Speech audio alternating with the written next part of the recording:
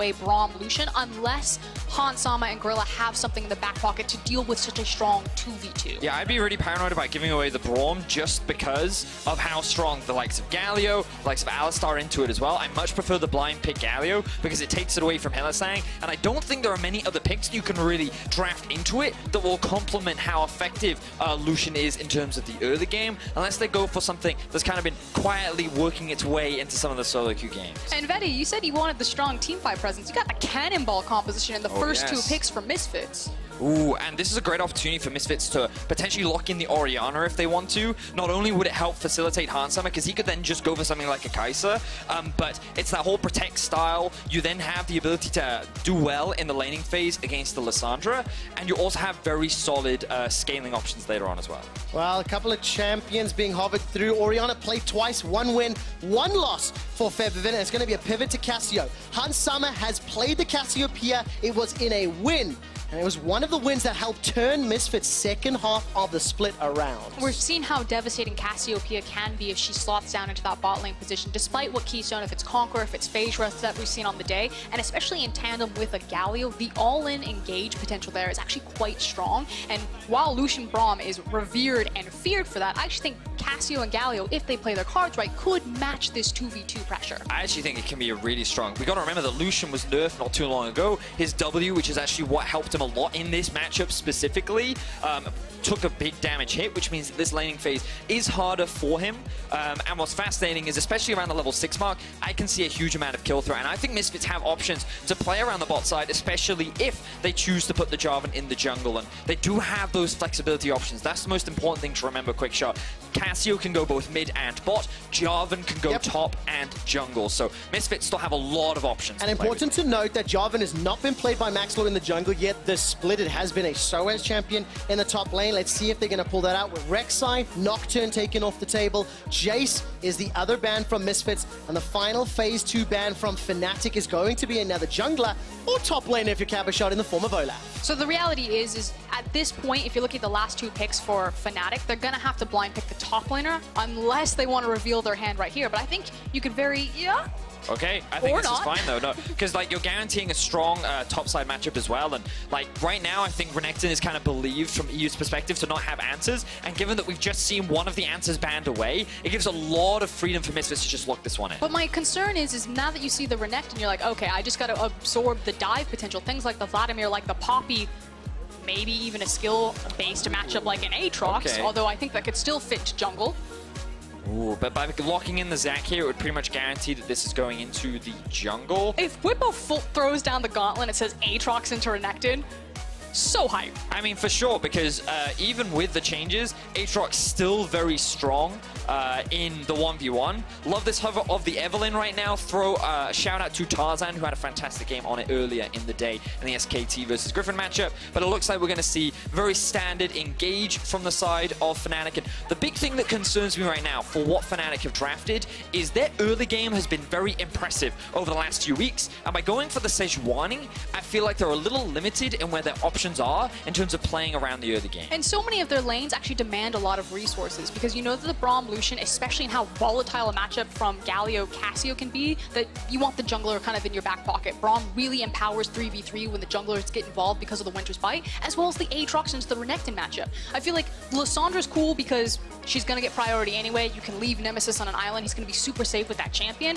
But Broxah has to make sure he's constantly on point. Is Bwipo overextended? Do I need to cover him? Or do I need to empower Rekkles and Hilly to play out what our priorities were with this Lucian? So much pressure on Broxah to make the right decisions throughout the course of the laning phase. But we have the Misfits team composition in Vedius. Do you like some of the pivots? I love it. I actually love this draft from the side of Misfits. I think it complements their styles very, very well. I think Maxlore is just on something that's easy to engage with, which has been a huge problem for this guy so far this split. I think past the 20-minute mark, he's been almost irrelevant for most of this split, and I think it's really difficult to mess up a Jarvan engage. So I think this is very happy. I think you could also leave Febiven off on a side lane on this Ryze. Ryze. He can play just his solo style, which he's had a lot of success with over the last few weeks. They have a very strong 1-4. They can play 1-1. They can team fight. I feel like this composition is near enough perfect to complement the style of Misfits. Oh, if it looks so good on paper, can the players today pull it off? That is the question we're about to answer. Just to remind you guys at home, Fnatic and Misfits sit tied in the standings at 7 wins and 7 losses apiece. But the last time these teams met, it was Misfits that took down Fnatic. And of course, those head-to-heads become so crucially important as we get closer to the end of Week 9. The winner of this game will be sitting in a playoff spot alone with nobody around them. And it is Fnatic starting on the blue side on your screens. Compliments of some fancy League Director camera angles. Their opponents, Misfits Gaming, will be looking to take a clean 2-0 head-to-head over Fnatic. And the fans here in Berlin have been rowdy and noisy all day long.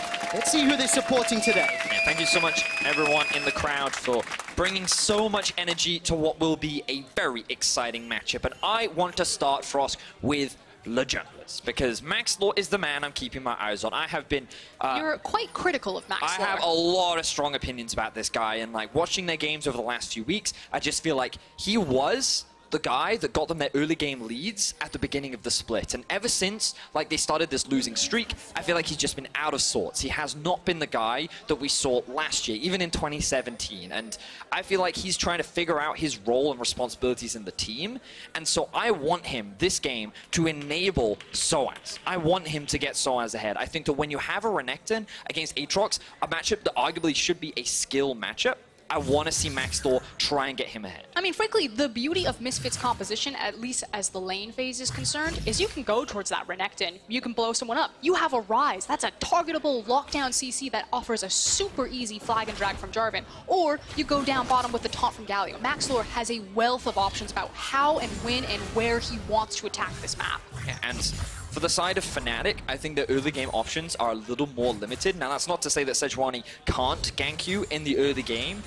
Depending on what the state of the lanes are, she actually has a very solid 2v2 up towards the top side of the map. And she also has options to play around bot as well when you are utilizing this Lucian Braum. Braum, Sejuani, very strong in terms of the 3 versus 3. So I think that they do have options. You just got to be very careful, because if that Jarvan comes early and he gets a counter gank, it's going to go very wrong for Fnatic. And like something Froskurinn was saying in the draft, Broxah's decision-making, where he decides to prioritize his time, can make or break this Fnatic comp. I'm taking a look at the summer spells really quickly. Maxlore showed his face in the mid lane. It's coming up into the flash teleport from Nemesis. A little more global pressure, obviously, can help out against that realm warp from Febiven. I mean, obviously, more global pressure, but a super bold move. To see Jarvan Ryze and to think that you don't have to take cleanse into this matchup tells me that Nemesis needs to play this super safe. He's looking at wave clearing from afar. He doesn't ever want to put himself in a scenario where he gets locked out in the middle of his lane and he's forced to burn the flash, because otherwise he's dead.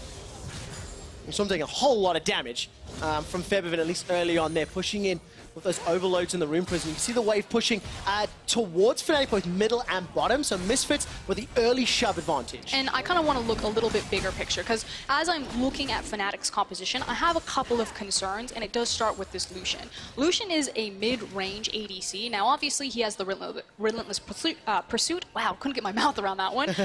And he is piloted by a very established guy like Rekkles, but against the likes of Galio, of Cassiopeia, of Ryze, these champions have so much threat and danger and reach on a mid-range champion like Rekkles. It's going to be picture perfect from him to maneuver around these team fights against such champions that have longer range. It's just really, really risky if you get caught by any of that CC, and Broxah spent a fair amount of time waiting in this tri-bush now on the blue side. Can come in behind Hansama and Gorilla.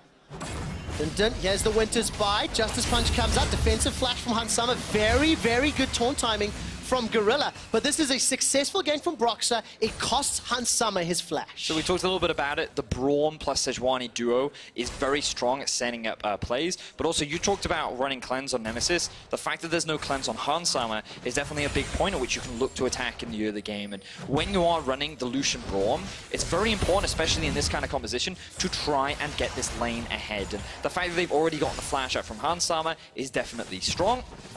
What it has resulted in, though, is Maxlore has been been able to build up a bit of a farm and level differential, because while Broxah has spent so much time towards the bot side of the map, Maxlore has just been farming away and now is on his second rotation of jungle player. All right, where does Maxlore decide to spend his time if and when he chooses to gank? There was a gigantic wave that Hans Summer was catching underneath the tower. You saw Rekkles and Hylissang pushing that one all the way forward. So a very small CS disparity, but I think this will be evened up as Hans Summer will use that Twin Fangs to continuously push out this wave and farm it up.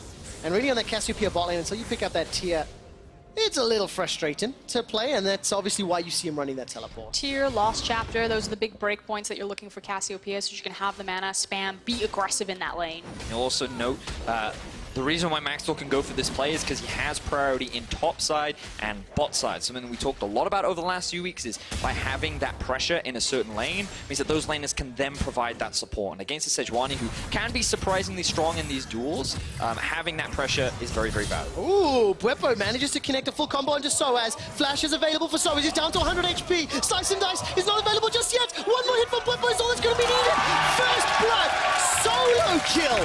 Bwipo onto SoaZ. And this was a huge mistake from SoaZ, but a big play from Bwipo as we see more fighting in the bot lane. All right, Winds of War comes out. That's a defensive flash away. Hans Summer's running down. Rekkles realizes he's going to get stunned up by the Braum passive. 200 hit points and no flash on Hans Summer. He's running for his life, down to 100. Rekkles can't yet get in range. Once again, very good timing on the taunt. Rekkles is low. Gorilla turns it around. Now all of a sudden, Hilly's trying to hunt for a little bit more as Nemesis completes the teleport. Flashes onto the tower. Miasma will buy some time, but he will be able to escape with his life.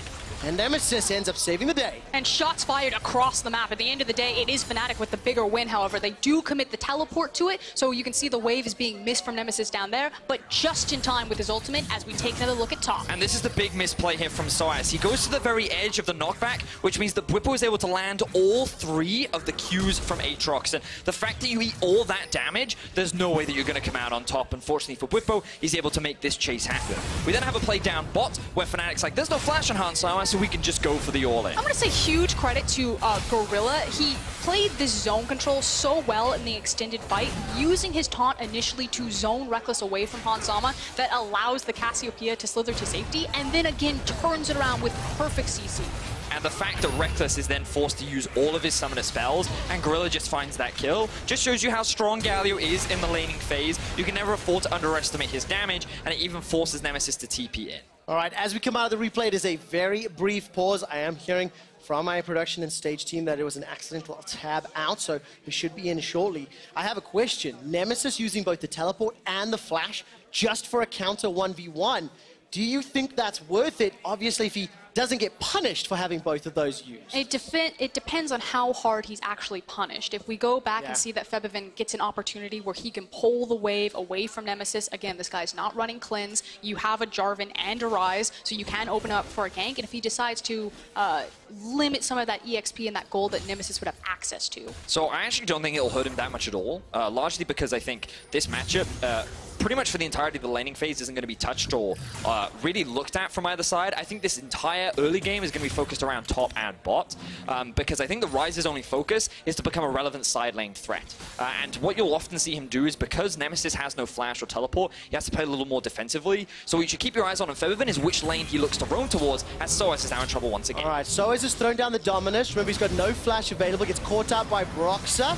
We'll try to get some damage done, but with the Umbral Blades getting it to pull him back, that's just too easy for Broxah and Bwipo. It does open up the Ocean Drake, and I do actually have just a quick reminder of the last time these two teams met. When SoaZ played against Bwipo, the last time, it was SoaZ that was dumpstering Bwipo. He went 5-0-6 in lane, it was SoaZ that got the solo kills, and now the shoe is on the other foot, and Bwipo is getting revenge against his former teammates. And the fact of the matter is that SoaZ isn't on a champion like Urgot anymore that can kind of go 2 kills down and still find utility or kind of power back into the map. On a champion like Renekton, he's going to have to play it that much closer to the chest to find any sort of relevance in this game. Yeah, it's actually really hard when a Renekton falls behind to actually be impactful. And this is why we talked so much about in the early game that I wanted to see Maxlore invest time up towards the top side, because it is a dangerous pick, and because this is a skill matchup, one big mistake can cost you so much later on. So we'll see how SoaZ can come back. The bright side for Misfits is their bot lane is doing well. There's a CS advantage in favor of Hans Summer. He has the level advantage. He has now completed the Lost Chapter as well.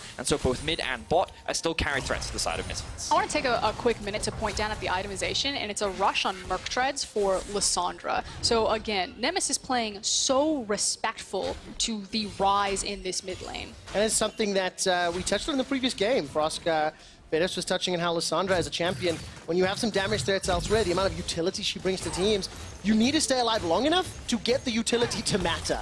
And you can itemize defensively. Nemesis, with a little bit of alone time in this lane, will pick himself up that turret plate as Febiven makes his way back. It's actually really interesting, something we don't get to talk about very often, but whether you decide to upgrade your boots early or later, and basically there are champions that can afford to do it because they're either just utility bots and they don't need the damage, or they just have so much damage stacked in their kit that they can actually afford to do it. Aurelia is a really good example of someone who has so much passive damage, she doesn't even need items early, she can just afford to get those armor boots or magic resistance boots early. So Lissandra is a really good example of someone that can look to do that. And that's exactly what Nemesis has done. Got 2 stacks on that Dark Seal, and Fnatic, as we're getting close to 10 minutes, are just shy of 1,000 gold lead. There's no noticeable CS leads just yet. Small advantage for Hans Summer in the bottom lane, but the wave is crashing into Rekkles, so he will claw back that deficit ever so slightly. And we're moving into this mid-game phase where Bwipo has now roamed to mid lane. And that was the thing that I just noticed on the minimap. You'll see that he's actually now have so much control of this top side. He's constantly has the push against the Renekton, who has to show a lot more respect, and it means that he has that window of opportunity to roam down. But there is no Drake to play for, so he immediately backs off, and Nemesis was not in lane to really set up a play onto Feb. All right, got a brief moment. I will let you know that with SoaZ dying isolated in the top lane, that was his 17th isolated death this split. That puts him 2nd highest out of all players in the league, only behind Vizichachi at 19. While I'm rambling on about stats, Fnatic are making a play into Hunt Summon Gorilla, but Maxlore is in range to counter. Goes in with an insta-cataclysm, flag and drags to safety. Rekkles will get a full channel culling onto Maxlore, and the Realm Warp trigger is not pulled, so everybody gets away alive. So a lot of small things happened there that didn't really go in anybody's favor. The first thing is that the ultimate came out from Nemesis as Gorilla was buffering his E. So a lot of props for Gorilla to be able to actually get out of that situation. The other big thing is Hans Summer used his ultimate a little too early and wasn't able to land it onto anyone. So he couldn't really set up a play for their Maxlore to follow up on. But the reality is 4 members were drawn bot. Febiven could push in mid, and now he's actually built up a pretty solid CS advantage in the mid lane. For me, it's kind of the question of what are we fighting over, and it feels like maybe a bit of desperation from Misfits in this early game. Yeah, you see a possible window where you can catch Fnatic out, but they didn't have perfect information about where Broxah was. There was no dragon to fight over. If that fight had gone sideways, that could have spelled devastation for the early game. And I think very important to note that Misfits did secure that Ocean Drake once SoaZ was killed a little bit earlier. Going to be helping out the slightly extended laning phases. SoaZ is now even on CS with Bwipo. He's got himself the Phage, the Ruby Crystal, and the Longsword versus the Kindle Gem and the Ninja Tabite. And now Hylissang with that Unbreakable is being pushed out of the river by Hans Summer. Yeah, and as we have a bit of time, because the game has slowed down a little bit, some cool itemization things that have happened on both sides. The rush for Ninja Tabite is really good against Renekton. For those players at home that have been struggling against it, getting any kind of armor against a very AD-intensive champion, especially in the early laning phase, really mitigates a lot of that. And because of how strong Bwipo is as a champion on this Aatrox, you actually don't need it, so you can just afford to go for that early armor. And also, something you pointed out, QuickShot, was the early Cinder Hulk from Broxah, not even going for boots. He just wants to have that full item completed, get a little bit of HP under his belt so that he can be more of a frontline to then follow up, to soak up more damage so that his damage dealers in Bwipo and Rekkles can carry as the game progresses. On the other side, you do have the Warrior enchant that's coming out from Maxlore as opposed to the Cinder Hulk that we've seen in the previous 2 games that Jarvan has appeared. And for me, it's just this idea of the cannonball composition. You know, if Maxlore lands on top of someone, Gorilla then stacks on top of it as well, you can instantly delete someone from Fnatic's side. Oh, but I get so nervous when you say that, Frosk, because the cannibal comp can miss the target, can miss the kill, and then they just get Goomba stomped by an Aatrox as well as Lissandra and Lucian. So for Misfits, they've got an even gold footing. It's 12.5 minutes in. We need to see how their team fights work. And Vedius, during the draft, you talked extensively around how you wanted to see Maxlore making engages that work, and Misfits as a team making team fights go in their favor. Yes. And we're heading towards that phase of the game. Well, we're only approaching the mid-game right now, QuickShot, and I think that we're going to see a couple more skirmishes, but I think this game will ultimately come down to big team fights, and that's really what the fans want. Everyone loves to see Fnatic team fighting because it gets to highlight your boy Rekkles, but Your boy? The boy. You actually pulled that off pretty well. I didn't think you could. And then Misfits, on the other hand, they're a team that kind of historically, ever since they joined the league, has been a very... they've been known for having very impressive team fights, and a lot of it has come off the back of Han Summer. So I think we're going to have some very tense, exciting 5v5s, but it's going to be a little while until we get there. But my concern is that who actually executes the team fights is Maxlore and Gorilla on this composition, and they have not been as consistent as Han Sama in finishing them. No, definitely not the case. And right now, Broxah was waiting in the wings. Not going to find an opportunity this time around. I think I've got to give some credit to Maxlore here. He has been able to counter-gank at the right times. He was able to secure the first Dragon, secure the Rift Herald there, uncontested as well. But unfortunately, it was at the cost of several turret plates just before they're about to drop. 3 secured in the bottom lane, 3 in the top lane, 1 in the mid lane, and that is allowing Fnatic to once again just edge ahead as far as the gold is concerned. And first big items picked up with Proto Belt in the mid lane, Blade of the Ruined King down in the bottom lane for the Fnatic carry. But it feels like only for a moment, because it feels like the map has been split, that Misfits feel super confident around their Galio and the Cassiopeia right now. They're constantly playing aggressive, they have the Rift Herald, and they're just looking for their opportunity to blow open this side of the map, whereas Fnatic feel pretty good about the Bwipo versus SoaZ matchup. The tension continues to build in our match of the week here between Fnatic and Misfits. First tower is still not secured. And it's exactly like you mentioned, Vedius, both of these teams want to scale up. I think the boop from Shelly will be able to pick this one up, and that will be the bonus gold given over to Febiven, which I think is crucially important for a player that has been fairly criticized and fairly held under a microscope this splits. And I talked a little bit about it in the draft and how I feel that Febiven as a player has had very solid performances over the last few weeks, but he's been very isolated and almost detached from the rest of his team. It feels like that he's been playing for himself and doing what he wants. And the great thing about Ryze is I think that's the perfect kind of champion for that kind of style. And that's why I was so happy to see it for Febiven, because I think that he can do a lot with it. And now that he's getting all this extra gold, he's actually had a very healthy, safe, free laning phase. And I think that he's scaling to going to be a big threat for the side of Misfits as the game progresses. It's also the fact that Febiven is now unlocked. He doesn't have to deal with push duty on his tower. He can just throw that lane forward. There's no tower right now from Fnatic to stop it. And then he can start roaming and looking around for those side lane plays and not just being left on an isolated island. Let's see whether or not the impact is going to be helping out the team, because as we saw on screen, Fnatic were able to pick up a tower in the top lane, while Misfits secured their second dragon of the game, Cloud Drake. The next one will be an Ocean. And as 2 towers have fallen, I want to start seeing how the teams decide to prioritize their lane assignments and figure out where they're going to start pushing. Because, of course, on the Misfits side, slightly non-traditional tower-taking team, but obviously the Renekton and the Ryze can do very, very well in their side. So, I mean, Baron will be a big point of contention later on in the game. You are quite right, QuickShot, their ability to take towers is kind of weak for a while, but the great thing about AP champions is they reach a certain point and they probably melt towers faster than AD carries do, and that's one of the cool things about Ryze and Cassio. The other thing I noticed, Frosk, maybe you can help me on this one, because I'm not used to seeing a Black Cleaver on Aatrox. I imagine that it's largely due to the extra cooldown reduction and the spammability of spells, but this is not something that I usually see coming out from this guy. I think with the... Oh, you're right. Because like normally it was like the Ghost Blade, right? I'm looking at it, I was like, Black Cleaver, what Renekton always builds it, and then you said Aatrox. So yeah, it's a little bit of innovation from Bwipo. I think a lot of it is just have that extra bit of tankiness, but also get that cooldown reduction as we see a bit of a play towards mid. Okay, Flashing Cleanse is available for Febiven. That's the cleanse already used. Caught up, flashes away, gets locked down. Here comes the Galio ultimate, and Febiven stays alive. A few seconds longer, he manages to walk away. Gorilla and SoaZ arrive just in time. Defensive flash from SoaZ, and Misfits come to save the day. And the most important objective that Fnatic actually want to crack right now is that mid tower, but they just committed so much into throwing everything to force it down, and Misfits somehow survived the onslaught, and they should now have tempo in the game. And I feel like there's a lot of Fnatic fans here in Berlin, because there was only golf claps at how well Misfits and Febiven were able to escape, but it continues to be Fnatic making some proactive plays around champions, and Misfits making more proactive plays around the objectives, like the Heralds and the Dragons. And I want to say, I know the Gorilla scoreline doesn't necessarily show it yet, but in the first, let's say, 18 minutes of this game, I've been very impressed with him. I feel like, just to echo some of Vedius' sentiment, that Gorilla has kind of been the big underperforming member for Misfits, but he is right on time, exactly where he needs to be right now. Here comes Maxlore. Broxah's matching him as well. But Ryze is on the way too. There is a teleport available for Nemesis, so he could join the fight should anything kick off.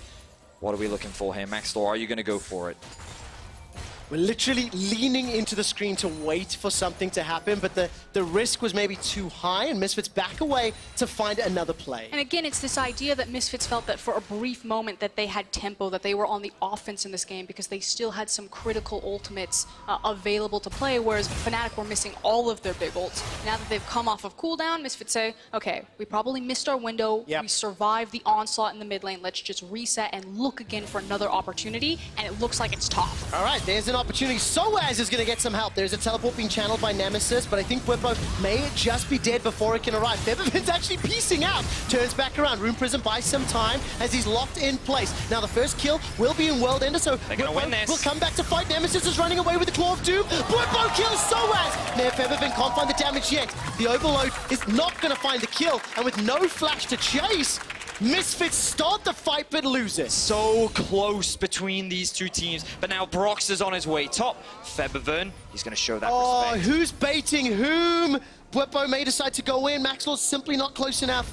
Waiting to see if either team commit, and they don't. Misfits lose the exchange. And you can feel the tension there, the fact that both teams looked for the bait. Who was going to step forward? Was it Febiven or was it Bwipo? But again, the stakes, no second chances, no reason to snowball the game. They want to take the 100% certain plays. So what we'll see here is an immediate response from Nemesis. Love the teleport that comes through, and Bwipo just using his ultimate to buy time. He actually positions in a way, getting in front of the minions too, to make it harder for Febiven to land his skill shots. He's the one that still gets CC'd up. For SoaZ, for the majority of this, is actually in a 1v2, but then Febiven, he can't get close enough to find the kill onto Nemesis. Unfortunately, SoaZ has no mobility skills left to get away from Bwipo, and ultimately they come out ahead in the 2 versus 2, and nothing but frustration falls onto the face of SoaZ. 0-3 for the former Fnatic top laner. Misfits are now 2,000 gold behind as we crest to 20 minutes, and now we start to look at the items. 2 items being completed for several members. Febiven's actually gone for a Righteous Glory second item, so leaning more into teamfights initiation tools.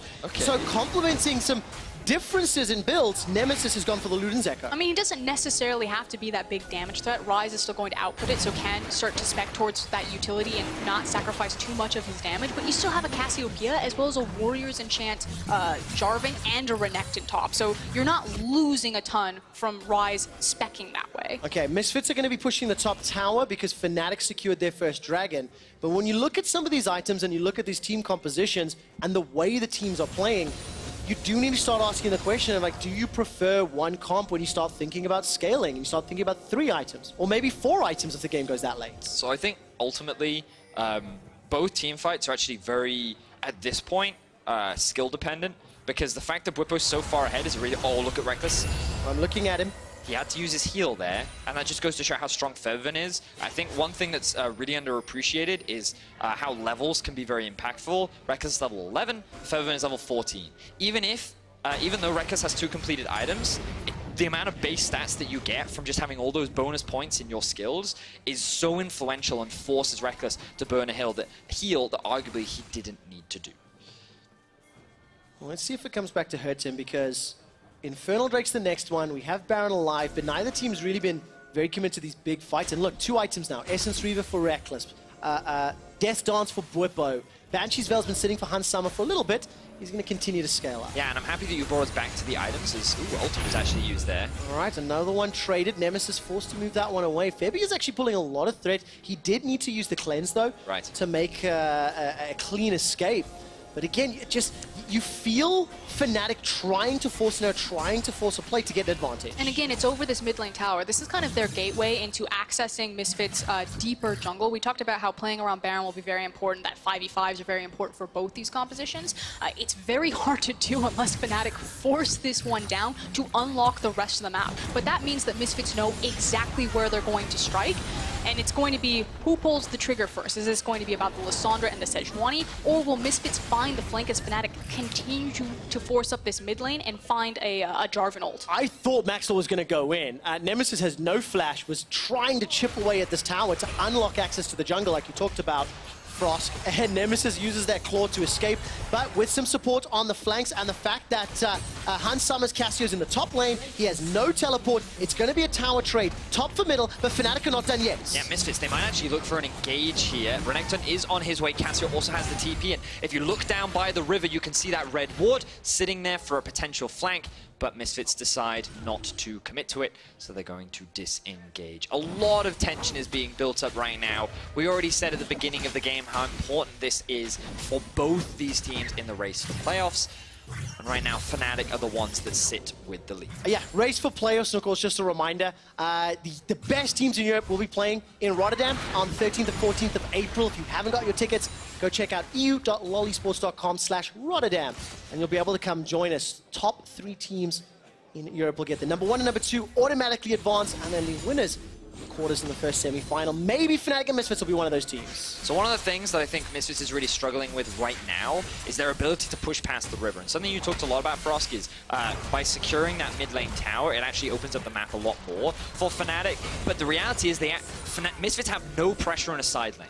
Unless they put Febiven against Bwipo, they're not going to be able to match what Bwipo is doing, but they can't do that because he's running cleanse, and Bwipo is not going to leave bot lane because he has the teleport. So it's really difficult for Misfits to actually generate any pressure on the map just because of how strong Bwipo is right now. Which is why we're kind of waiting for these giant arenas about the Infernal or the Baron, because that's when Misfits will have to plant their feet and say, no, no, no, we will force the fight now, whereas Fnatic will be able to dictate a lot of the tempo of this mid-game because they do have that power in the side lane. Well, continue to scale up in the items and set ourselves up for the fight. There's Maxlore, decides to pick a fight on Broxah. Cataclysm thrown down, but for what reason, Maxlore? Simply no reply. Febiven gets knocked up into the air by the Glacial Fissure. This will cause both teleports to be used. Flashes forward for Fnatic. The culling is used. Febiven is down. He had flash available. He didn't get to use it. Now SoaZ is running for his life. He's stunned up, locked down, caught out. And SoaZ will try to get some damage, but it simply will not matter. Bwipo gets 2 quick kills, and it is a punish after Misfits started the fight. And it was the fact that Fnatic had rotated their members, that they felt confident to have Broxah there. I was scared for a second. I was like, no, Fnatic, don't throw your chances away. But they snapped the trap close, and now they have complete control over the Baron. Bwipo now zoning off the rest of Misfits. This is the pivotal point. Can Maxlore redeem, and can he steal away this objective? I don't know if he gets a chance. Oh, man! Hans Summers doesn't even get a chance to use the Petrifying Gaze. Maxlore's still alive with Flash and Smite, but he simply cannot get close enough to the pit. This should be a Fnatic objective. And, you know, coming into this match, I was like, Misfits are going toe-to-toe with Fnatic. They're actually hanging in here, and a lot of us are saying Fnatic are actually top 3 right now. Most dominant team that we've seen in the second half of the spring split. You know, Fnatic are back, baby, and maybe this means that Misfits have joined them, but suddenly the game cracks open, and Misfits are rightfully put in their place. So I really wasn't a fan of this engage, ultimately, for Misfits. The fact that they used their tools to get onto Broxah actually puts Febiven in a really awkward spot, and Bwipo joins the fight before the teleport can come through from Renekton. So great utilization of the window there from Bwipo, who for me has been the MVP of this game. He just zoned so many members of Misfits away from the fight. He is dealing a ridiculous amount of damage, and not only did he find a solo kill onto SoaZ, but this man has been on top of it over the last few weeks for Fnatic. 5-0-1 on the kill score, 900 gold bounty, and Fnatic are up 6,000 gold over Misfits. They've got Baron buff secured. And this is just a great position to be in. Exactly like you said, Vedius, it has been unlocked from the top lane. Wherever Bwipo gets moved, Misfits seem to suffer.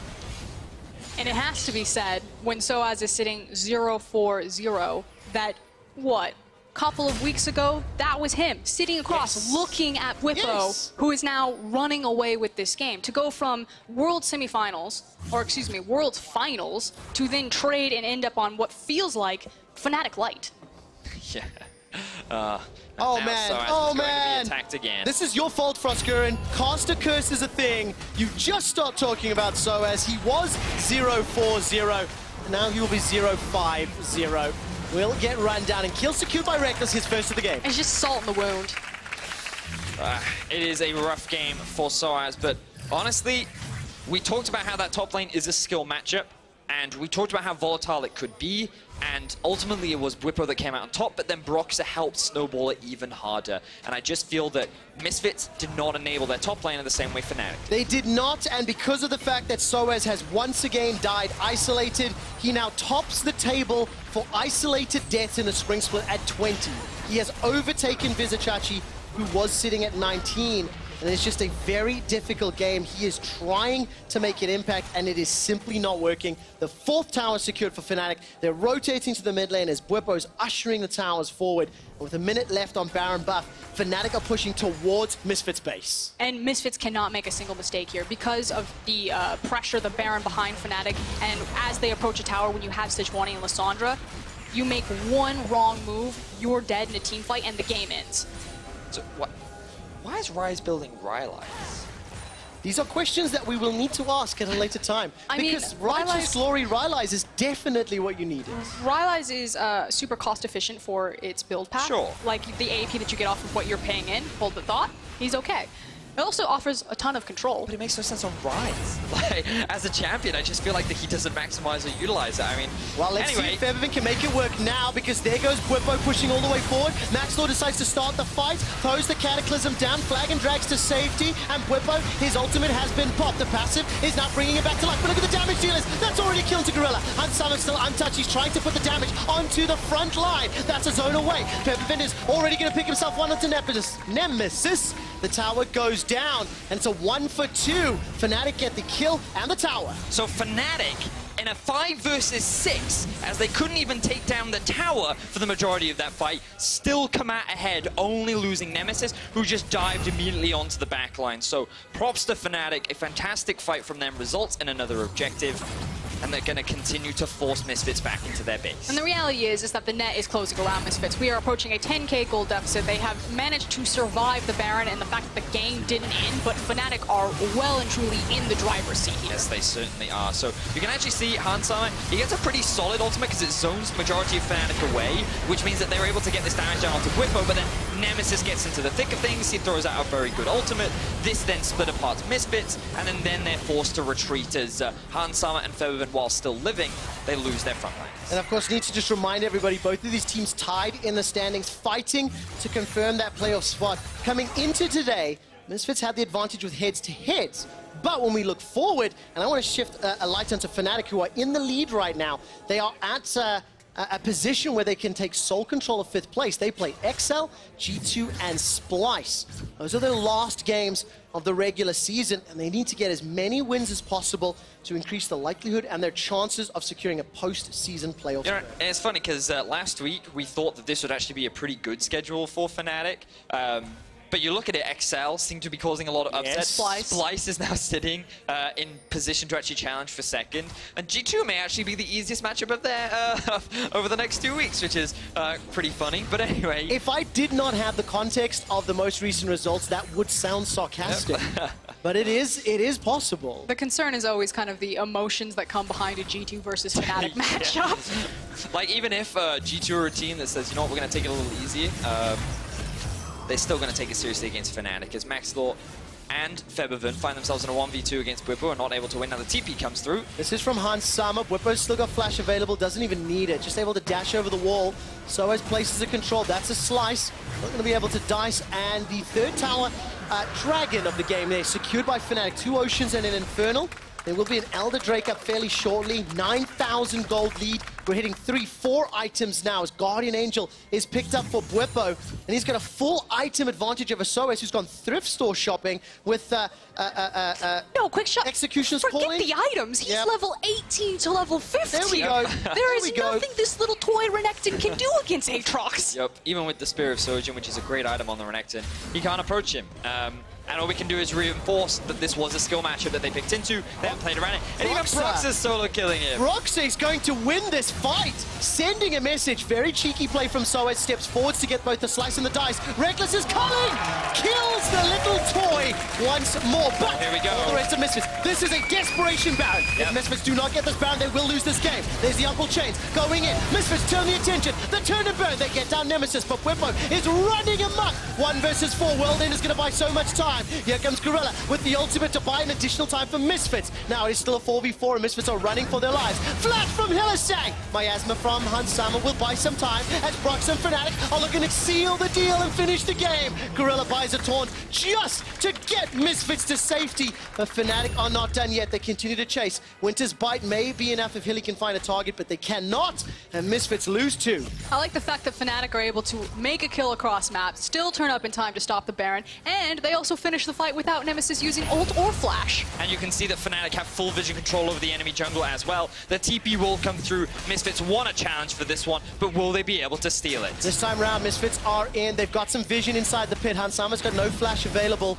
Baron is going to be contested once again. 9,000 gold Risky lead. from Fnatic. Nemesis has teleport available. He can TP in behind Misfits. SoaZ will spot it out. The little toy that could. Maxlore flags and drags to safety. Well, there's the fight. SoaZ and Nemesis trading toe for toe. Ruthless Predator buys time. It interrupts the claw. SoaZ is trying to get some revenge, but Fnatic secure the Baron. This has to be what seals the deal. With Baron, another kill on the board, and Fnatic maintain complete control. And everyone is taking their turns on Fnatic of who gets to kill SoaZ next. SoaZ tried his little hardest, but he couldn't make it happen. Now, here's the key thing. Nemesis dies here, a great turn off the Baron from Misfits without getting to use his flash or his ultimate, which means that the Baron takes so long that when he does teleport back in, he does have those summoners available. Yeah, he certainly does, and you can see how strong Bwipo is. The actual amount of sustain that he has, just through the damage and his build that he's chosen to go for, is actually ridiculous, because then he comes back to life after his GA pops. Gorilla does what he can to help the rest of his team escape, but Fnatic, they end up securing the Baron, and now they're on the doors of Misfits base. And Misfits, we said it at the beginning, there are a few chances left. Playoffs, a spot is on the horizon, and Fnatic go for the fight. Oh, Fnatic go for the dive! They've got Hansama! They killed him under his tower! Rekkles is unstoppable at 5-1 and 5! Bwipo gets lucky kill number 7, and this might just be the final push. Fnatic have deconstructed Misfits, and they're on the Nexus. Their foot is on Misfits' throat. There are no more second chances, and Misfits, SoaZ 0-9 on the day as Fnatic stored the Nexus. Fnatic truly are back in the fight for playoffs and the finals.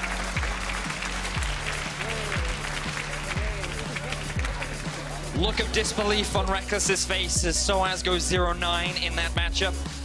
But so much attention was put onto shutting him down. Bwipo demonstrating how much he has grown throughout the throughout this split, and he got the better of SoaZ today.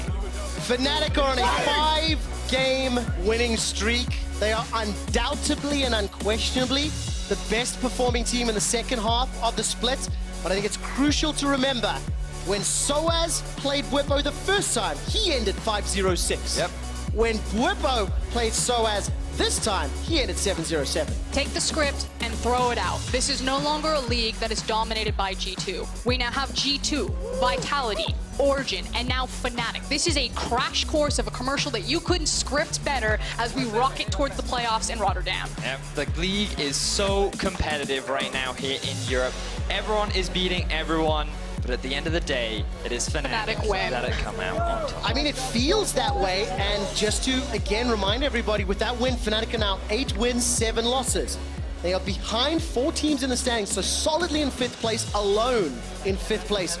After at one point at the beginning of the season being 9th. Now, in 6th place, there's a 3-way tie. Schalke, SK, and Misfits. Only one of them can survive, and they all have 3 games remaining. Ah! It's so tense, Trevor!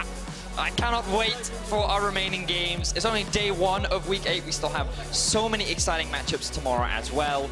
But to concentrate on today, Fnatic played some excellent League of Legends, and you have to give props to the growth of Nemesis that he's made throughout the split, having to fill the shoes of Caps and many Fnatic expectations. He has done a fantastic job as we approach the end of the split. Bwipo has grown significantly. Hylissang seems to be finding his form, and the only player we have not spoken about in their massive set of win streak is Rekkles. And the fact that that is the case just showcases how strong Fnatic is right now. And the question for me now is, what is this ceiling of this iteration of Fnatic? We've seen them with Caps and SoaZ, but what does Nemesis and Bwipo Fnatic look like? 5-0, contesting for the top. They play G2 next week. And let's see if they can pick up a more impressive win than Splice. I mean, it seems like everybody can take G2 down this time. It does seem They've like lost 3 games already. And if there was a time to peak, if there was a time to unlock your players and your carries, at the end of the split before playoffs, to go into those best of 5s with the amount of confidence that this team is building up, it is fantastic. Now let's turn our attention to Misfits.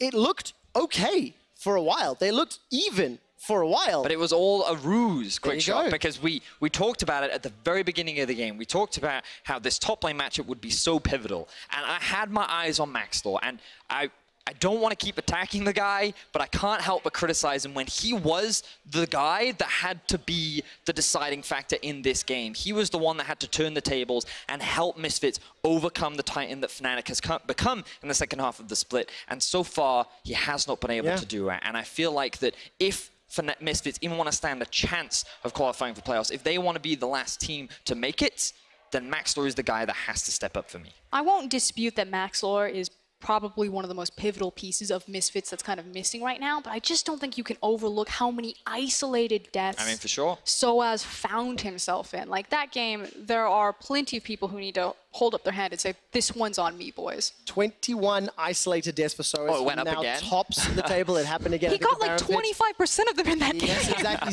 0-9-1. Now, I want to just step back and just talk about Misfits as a whole, because in this, a tiebreaker group, Misfits are 2-0 over SK. This gives them an advantage. They have so many head-to-heads. But there's 0-1 over Schalke, and those are the 3 teams that are contesting for this final spot today, right now. There's still 3 games to play. It is not indicative of who's going to be the final 6 that go to playoffs, but it is a difficult situation for those 3 teams. Let's turn attention to more positive things. Key player of the game suggestions: Bwipo, Broxah, or Hylissang. The unsung hero went 0-0-14. Go vote on Twitter at LOL eSports. Bwipo and Youngbuck will be joining us in PGL in just a few minutes. So while they're getting set up, I mean, we didn't get a huge amount of time to talk about Hilly this game, but he really was everywhere he needed to be, and his ultimates were game-changing. I mean, Hilly feels to me like a player of like momentum and confidence, and when he gets to play aggressive, impactful in lane, like that's the Hylissang I want to see. And for a long time, it felt like he was kind of scared to do that he had been punished so many times that he was just going to play it out safe. And so I'm just happy to see Fnatic kind of back in stride, back in momentum, and unlocked. You actually said that about Hilly in the draft as well, and it worked out on the Braum. So congratulations to Fnatic. We're going to hear what Broxah has to say after taking down Misfits. We are. Broxah having a fine old time on the sofa, came up to me, the biggest grin on his face. How satisfying was it to thoroughly defeat Misfits after they did the same to you in the first half of the split, Broxah? It felt really amazing beating Misfits and getting such a solid start to these last 2 weeks of the split. We are in a pretty tough position right now. We really needed wins, especially the ones against Misfits and Splice, since that's the direct competitors for the playoff spot. So winning against them, and especially seeing Bwipo play this well and just actually destroy them, was just amazing. It felt really nice. Let's talk about Bwipo getting first blood on SoaZ as well. What was the mood on comms when that happened? Well, it felt really nice, and it was kind of funny for me because while it was really cool seeing Bwipo win the 1v1, I was kind of laughing for myself and thinking, because last time we played them, SoaZ was the one solo killing Bwipo, so now I was like, okay, I guess he still has it. He's not too bad after all, my top laner. So the thing was, though, Broxah, sorry to interrupt you, but then you all had a go. It was like on comms or something, you were going, right, my turn on SoaZ now. Is that what was happening?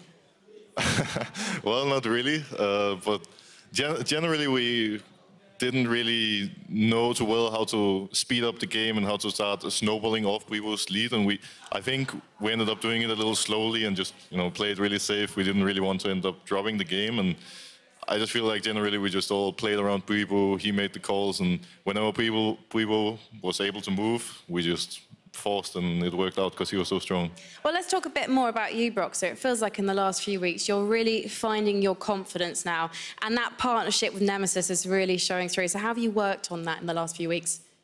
I feel like me and Nemesis have just been really finding our footing as a duo and really learning how to play together, which champions we want to play together and just really finding our style more than anything, because I think always when playing with a new mid laner as a jungler, it takes time to get used to it. It was the same back when I played with Caps. I remember our first year together, no one really respected us too much as a duo, only individuals, and it just comes with time. And I think this time the process is going faster than what it did back then with Caps, and it's just great seeing progress.